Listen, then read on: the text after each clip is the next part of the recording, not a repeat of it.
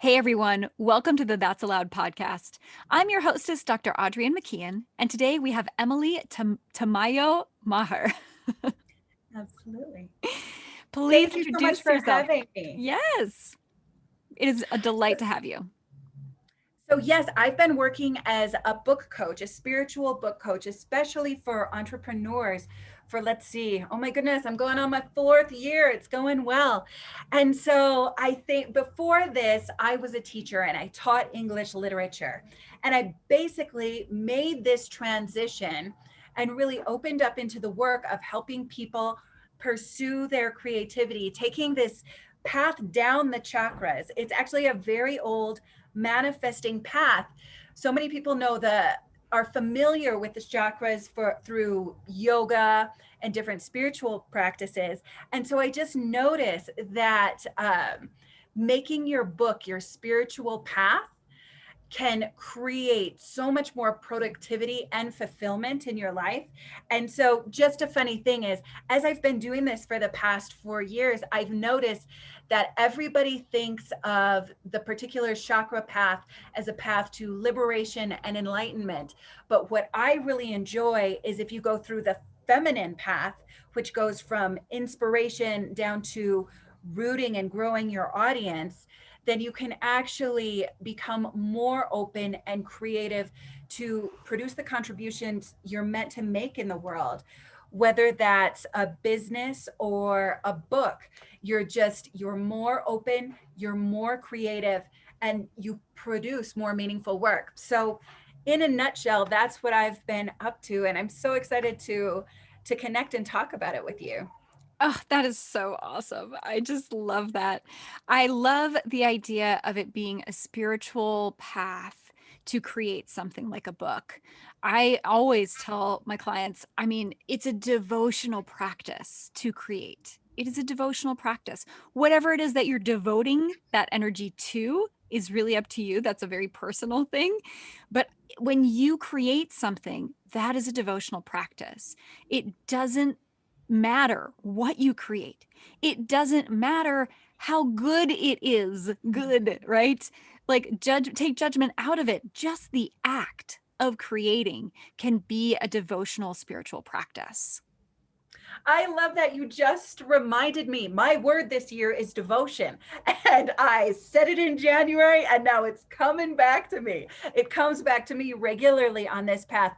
But I couldn't agree more because when you make your creative practice, your spiritual practice, you're not as attached to it. So not as much of that inner critic, not as much of that comparison or competitiveness comes in. Every moment of working on your book or your creative project feels worth it. And because it feels worth it and you're putting your love and devotion into it, then the results are, ironically, without trying, so much more authentic, so much better, and far reaching. Absolutely. So I'm going to ask my first question Awesome. and see what happens. What story is the world not getting? What story is the world not getting? I suppose, I'm going to go with my gut on this one. The feminine intuitive story in a certain sense. Mhm. So I think this connects into a bigger story in that creatives have been obsessed for years with the mysterious art or the spooky art, etc. We get these flashes of inspiration and we don't really know where they come from. And so this is one thing I love about this creative path that I've been get diving deeper and deeper into, is that when you're looking at those upper chakras, the crown chakra and the third eye, you can really start to become more conscious of your intuition and your imagination. And so I would say there's a lot of feminine intuition that we kind of have the cultural belief that everything is explainable, everything is rational, everything is logical. And so I'm just so grateful to live in a time when we're able to have more conversations about intuition, about your soul calling, of this, about things that you can't explain, but you know you're supposed to do this, or you know you're supposed to follow this. I feel like artists have been tapping into intuition, and this is, of course, men have intuition. I think I'm using the abstract terms of feminine and masculine, but it's kind of like we've said, intuition, mysticism is, we can't understand it, or it's unknowable. And so that's kind of what I'm excited to be coming out with now, is actually you can dive deeper and deeper, become more and more confident, and develop that feminine intuition. Yeah, I love that. I agree. I think there's feminine and masculine as sort of universal concepts, and we all have both of them within us, that Mhm. yin and yang, right? And so this isn't about men versus women. It's about Yes, not at all. recognizing that the divine feminine has been suppressed in our culture, that there's so much yang Yeah. in our culture that's all about, make, go, do, create, which I'm all about creating and making and going and doing. However, I think it's also so important to stop, listen, accept, you know, be, just be. All of that is so important. And when we push ourselves and push ourselves and push ourselves, we don't allow that refilling of the energy. And that's not about being a man or a woman. That's about not respecting the divine feminine within ourselves. Absolutely. So my first question, actually my second question, because I already asked my first question, my first follow-up question would be, where how is this journey, um where did this journey begin for you? Especially the spiritual part, that's such an interesting topic. So, I mentioned before, I started running my own business as a book coach, which I feel is more and more my soul calling as everything expands. But so once upon a time, I was a school teacher, and I was working so hard in the traditional education system.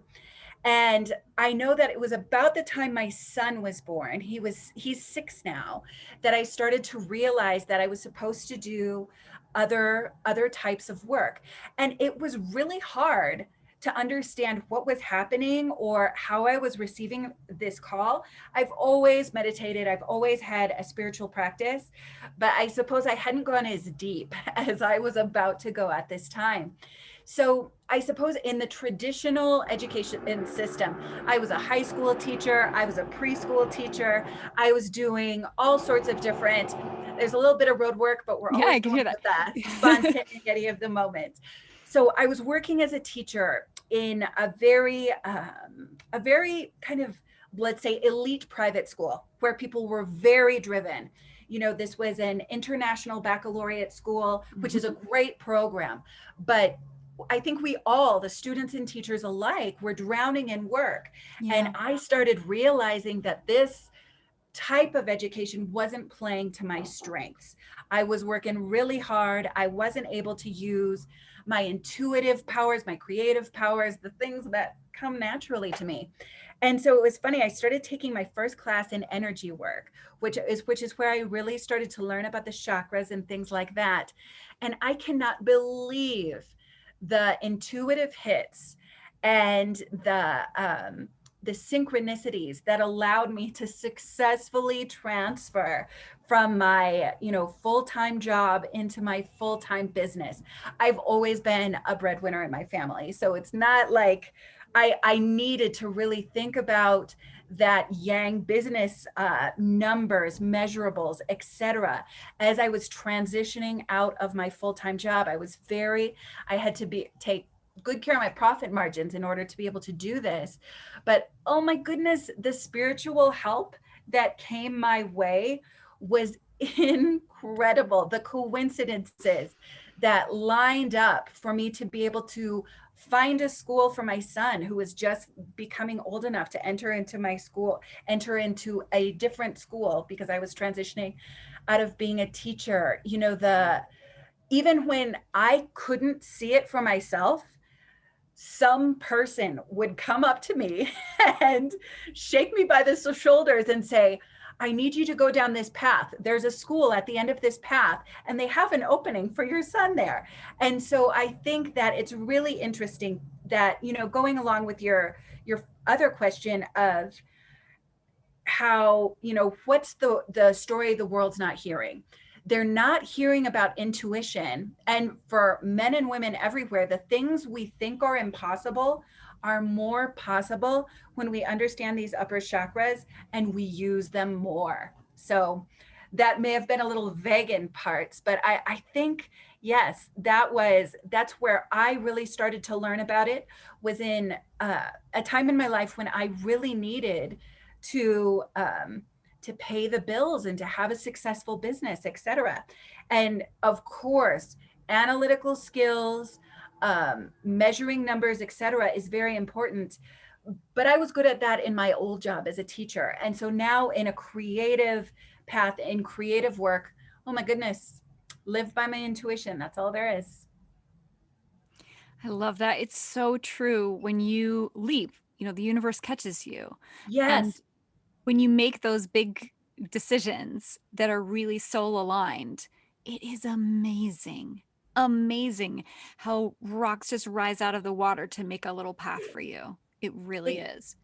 Exactly. And I think we have a belief system that isn't quite allowing for that. But more and more people, including myself as a teacher, I did not know how to use my intuition. But but as I made that transition, I learned how to activate my intuition, and am just so excited to share it with more people, like those tangible ways to practice. Well, let's dive into that then. Okay, Absolutely. awesome. So I know that you have a kind of system where you help people to align their chakras so that they can create more effectively. Can you tell us about that? Yes, yes. And this is actually, it's so funny. Right around that time when I was leaving my full time job, I was getting this hit to learn energy work. At the time, it was really hard for me to follow that because I had no idea what energy work was. Like, there was sometimes you'll just, and this is an intuitive force, but sometimes you'll just see a course and you'll pick up a book, and it will be completely out of nowhere, but you'll feel like, oh my goodness, I need to eat this book alive. Like, this book is I have no idea why I'm so enthusiastic about this, but I need this. And so those are your upper chakras at work. And so when I was started taking this course, you start in the upper chakras. If you want to build a business or if you want to write a book, that those soul callings are coming to you in your upper chakras. And so sometimes in culture, we don't listen to them or we think they're not practical. However, when you can really start to develop and trust them, your life will become so much more easy and flowing than if you ignore them. So the full system works down the chakra system in the manifesting path. I'll just go through the different chakras going downward, and then we can kind of get into whatever you're interested in. So, starting in the crown chakra, this is where we first get those ideas, those, oh my goodness, I need to go to that place. Oh my goodness, I need to write this book.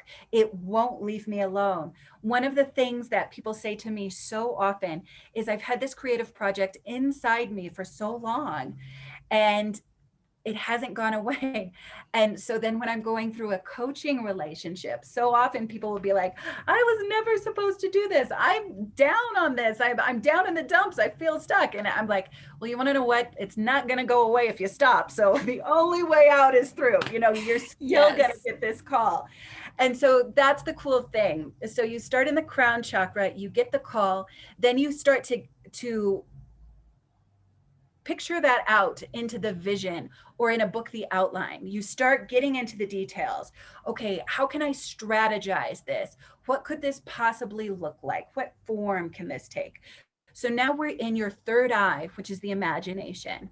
This is your ability to both plan and to fantasize, the left and right brain. That's your third chakra. Then we get into finding your voice, which is where you get into the habit of being honest, of speaking your truth, of saying things in the way you're meant to say them. You grow confidence, do a little every day. And then before you know it, you're in that heart chakra where you're nurturing and loving your creative process to life. The heart chakra is where most of the creative process is spent, just that daily nurturing of taking care of your creative baby.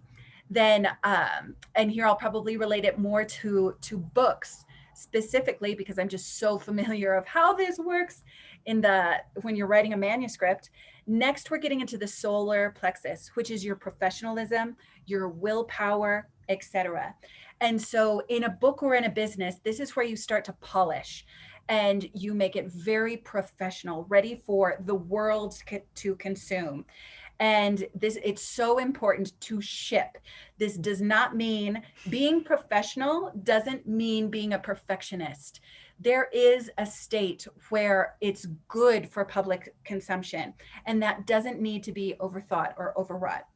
So that's the solar plexus. Then we get into birthing your creative project out into the world, making publishing decisions when it comes to a manuscript. And so I always say when we get to publishing, it's so important to be flexible. Women could not give birth if their bodies weren't 60% water. So you need to be able to just kind of roll with the flow, because sometimes things don't go exactly the way you may have pictured in your mind. But this is where we're joining your inner idea with the outer world. And so, yeah, there's going to be a birth canal thing. You're going to get through it and you just got to go. And then finally, the root chakra becomes how you're rooting your work in its audience. You're reaching out like the roots of the tree. And so it's those roots and that outreach and that marketing that gives the project a life of its own, and makes it ready for, ready to continue to sustain itself so that you have a successful venture. So yes, that's the system. Top down. Bottom up is liberation. Top down is manifesting. There you go. I love it. That's so great. So, having heard all that, I mean, that's so helpful for my audience. I know a lot of them out there are trying to write books or create, meaty projects that take a lot of time and energy. And it's so great to have just a system, like a step-by-step system to help people do that. What other I don't want to, you give away all your best tools, obviously. Oh, I'll give them away. Yeah. But what other tools would you recommend to someone who is maybe stuck somewhere in the process? Mm-hmm. They're just feeling like, I can't quite, like you said, I've had this on my heart or I've had this on my mind for all this time, but it's not happening yet. How do you help someone with it like that? So I have a fun phrase that I think has really resonated. It's in the book that I'll have coming out next. But all writer's blocks are chakra blocks. And so at any point during this system, you can get stuck in your head. And so I might these are blocks that I kind of see in your chakra system. The more you know your chakras, the more you can move through them. You're taking on a creative project improves your inner spiritual health. And so it's kind of fun. I'll just go through it again and talk about common blocks. Great. And how that, because basically whenever you're blocked, you can use that next chakra to pull yourself out of it. So let me do 2.0 version 2 of this system. Perfect. So in the crown chakra, when you get blocked in the beginning, you might be getting tons of ideas. Your crown chakra is just wide open and you're just like, I'm going to do this and I'm going to do that. This is a block I think people have probably come to you with a lot. And so one thing I've noticed is that early on in a project, I will have multiple ideas. I remember there was a time when I was a school teacher, I was working on a novel. I was working on this business I was about to birth, and a lot of other things. A toddler too, poor him. But so there were a lot of different ideas. And so the way to get out of many ideas is if you can just pull it into the third eye and start writing things down, even if that's journaling. This is what I did.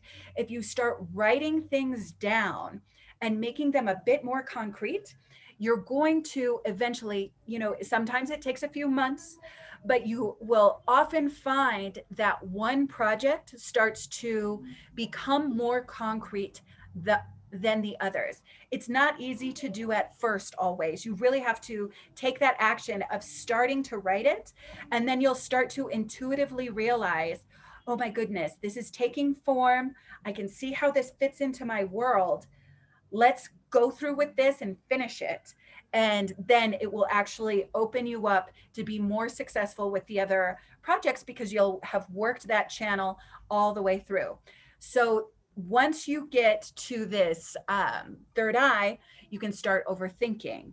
The way out of overthinking, who am I to do this? Overwhelmed. This is impossible. All of this stuff, you want to get into your throat chakra, where you start to take the next right action, connecting with other people, maybe through a social media platform. Maybe you'll start talking to people in your community, but you want to not be alone. Basically, you want to connect with others. If you're overthinking, talk to somebody about it. Then you might get into the block of always talking about it and not actually doing anything. This is a block we can feel when we're nervous. If we try to execute, we might fail. And so I say the way out of that throat block where you're talking about something all the time, but nothing's moving forward, love, self-love, because that's the cure for that fear that if I talk about this, I'm experiencing it right now. I am an author, I am a rock star, and I'm a millionaire because I'm just talking about it. And so just love yourself to know that love yourself and love the project, to spend some quiet, romantic time seeing it through and taking those actions. Then once you get there, the next is making it professional. The solar plexus is kind of an ego burner. It burns up that ego where you have to become a little bit more objective. You have to get an outside perspective on it.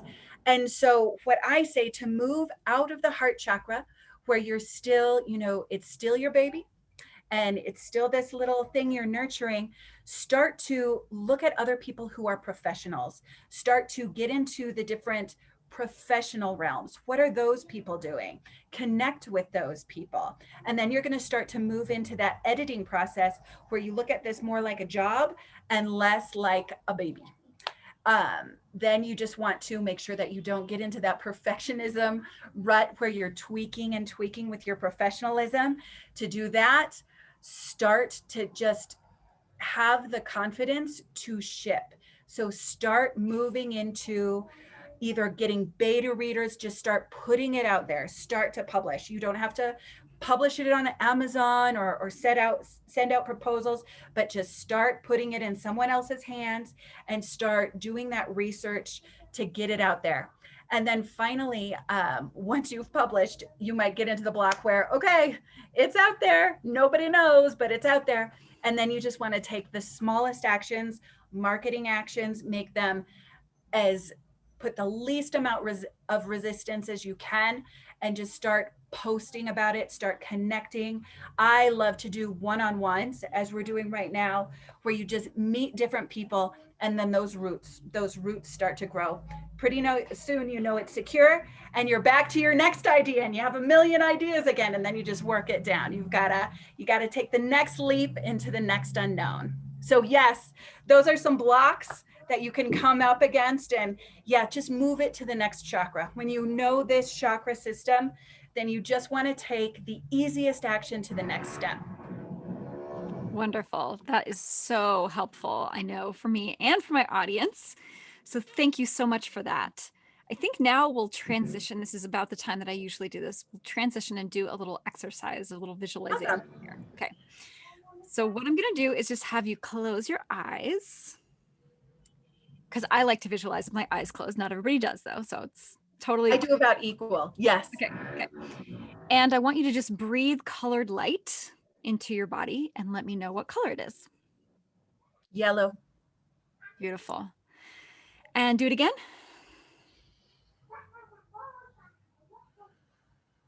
Was it the same or different? It was a little orangey this time, Orangey. which Okay. makes sense in my life right now. Yeah. You want to explain that? Well, in the chakras, I'm a very solar plexus driven person. I'm very go, go, go. But right now, I'm doing the final editing of a book I'm working on, and I'm moving it into publishing. And so I think those colors just flooded my brain as soon as I stopped to just think about them for a little while. So Okay. yes, Perfect. going from my gut here. Yes. Okay. So now what I'm going to do is I'm going to sort of wave a magic wand over here. And once I've done that, everything that you deeply desire will come to pass here and now in this moment. And I want you to, however you visualize best, close your eyes or open them, and tell me what you see, the first thing you see in this ideal situation. Okay. So, magic wand waved. What's the first thing you see? That's interesting. I I actually, because I've been so focused, I see a long tunnel, kind of a dark tunnel, Mm-hmm. and then there's my book cover is at the end of it. Gorgeous. So there it is. And I want you to just breathe that in, how that feels, seeing it coming towards you. It is real, it is here, it is now. And I want you to really see not only the book, but what that book means for others, what it is doing out in the world. And what do you see? I see the book opening and the pages flipping. Um, and I suppose I'm excited for people to be able to turn to the page, the particular part of the process where they need the most support. Mm, yeah. So I want you to see someone doing that and getting exactly what they needed from it, getting unblocked, and really see that happening and feel that emotion that they have of just relief and release and joy, and that they're sending that back to you in gratitude for what you've just done for them. Oh, that's lovely. Thank you. Absolutely. And I want you to go to a space that is kind of your happy place. It might be secret or it might be obvious, but it's someplace that you uh, just feel completely filled. Mm. Describe it to me. I'm looking into because I live in another country. I live in Colombia. I haven't seen my family for just over a year, Mm. and we've finally gotten our in the books. The next time we're going to see one another, and it's on a beach. And so, yes, I'm so excited to go there and kind of reconnect and step back for a moment. So I want you to be there now. I want you to stick your toes in the sand and feel how that feels and the warmth Mm. of the sun. And you can hear your family laughing and talking in the background, and you can smell something. What is it? Um, Jasmine. Beautiful. And I want you to just breathe that in for a moment. Breathe in that scent. And then there's another smell. Somebody's cooking something. What is it? I don't know. It's Indian food. That's so funny. I'm totally there. I'm totally in it. Yes. And that's like, yeah, they're Yeah, cooking dal. I don't know why, but yes, that's what they're making. there Beautiful. we And go. so I want you to feel that nourishment of knowing that someone is making something just for you. They're making it with love. They're creating this meal that you're all going to enjoy together again after all this time. And just breathe that for a moment. And then something unexpectedly wonderful happens.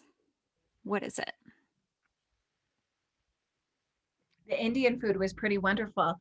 I feel like I'm making a connection that I didn't expect to happen. Beautiful. So this connection just really sparks something within you. It's one of those synchronicity moments where you're just like, wow, I was not expecting that. And what a little miracle that little connection was. And it's opened up a new opportunity for you. Mhm. And I want you to celebrate that somehow. What are you going to do to celebrate?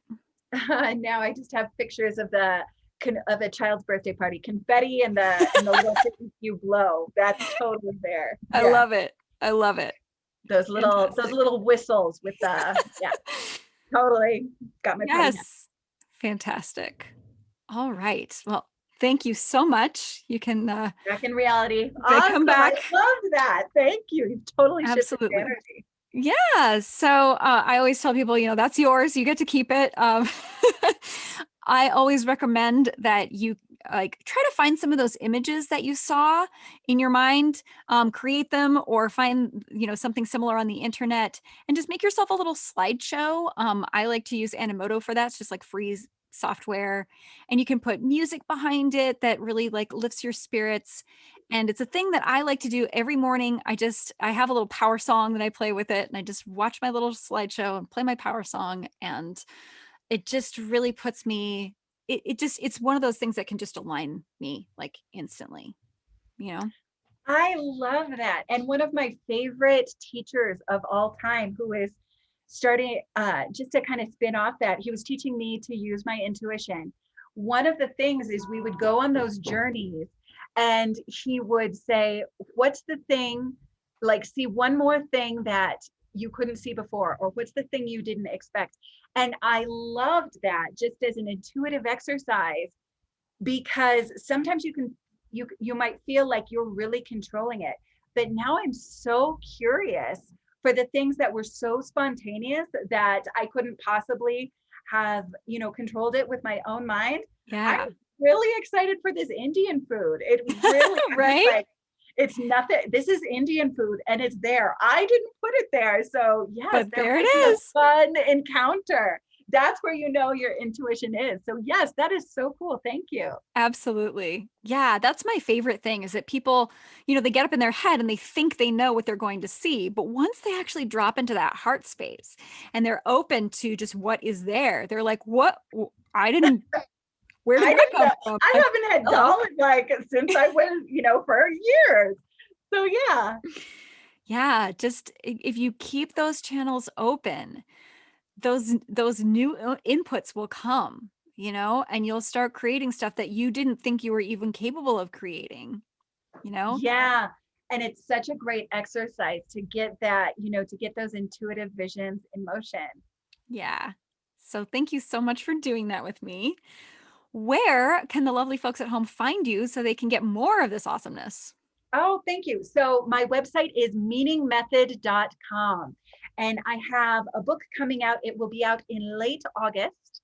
The pre-sales are open now, but it's called The Meaning Method. And so if you're ever interested in getting deeper into opening your chakras and finding out how that can contribute to your creativity and ultimately to your success and fulfillment professionally and in your family, um, you'll be able to find it, The Meaning Method, A Spiritual Path to Writing and Publishing, by Emily Tamayo Maher. That's me.